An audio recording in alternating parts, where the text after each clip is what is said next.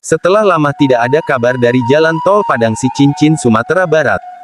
Akhirnya Sumbar akan memiliki dua ruas, sirip, jalan tol yang terhubung ke tol Trans Sumatera yaitu tol Padang Pekanbaru dan tol Solok Selatan Rengat. Sedangkan untuk tol Padang Pekanbaru di wilayah Sumbar sedang dalam proses pembebasan lahan. Saat ini progres untuk seksi I Padang Sicincin sudah mencapai 81%, lahan yang sudah berhasil dibebaskan. Gubernur Sumbar, Mahyeldi mengatakan untuk tol Padang Pekanbaru, pihaknya sudah bertemu dengan Menteri PUPR Basuki Hadimuljono untuk melaporkan progres pembebasan lahan yang sudah rampung hingga 81%. Kami sudah memasukkan surat resmi meminta Menteri PUPR memerintahkan kelanjutan pembangunan ruas itu dan langsung ditanggapi, ujar Gubernur Sumbar Mahyeldi. Dari 81% lahan yang telah berhasil dibebaskan itu ada sekitar 20 km yang berada dalam satu hamparan, tidak tersebar dalam titik-titik terpisah seperti sebelumnya, sehingga kontraktor sudah bisa bekerja.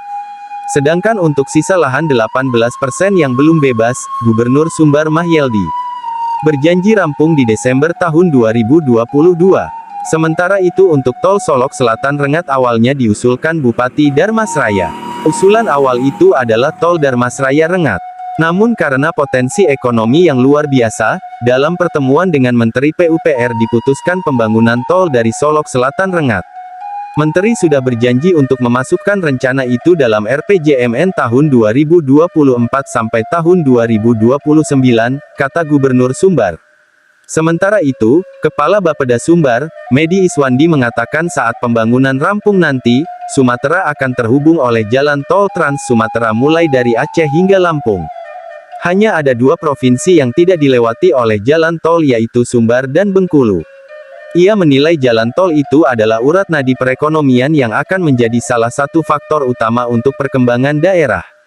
Sumbar bisa jauh tertinggal dari provinsi tetangga yang dilewati tol bila tidak dicarikan solusi konkret.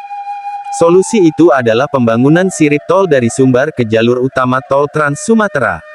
Maka jika dua sirip tol di Sumbar ini terrealisasi, akan sangat besar pengaruhnya bagi perekonomian Sumbar, ujarnya. Ia optimistis ruas tol Solok Selatan Rengat bisa lebih cepat proses pembangunannya karena sebagian besar lahan yang akan dilewati berada dalam HGU perusahaan. Perusahaan yang bergerak di bidang perkebunan tersebut juga sangat membutuhkan akses tol, karena itu prosesnya tentu akan lebih mudah, katanya.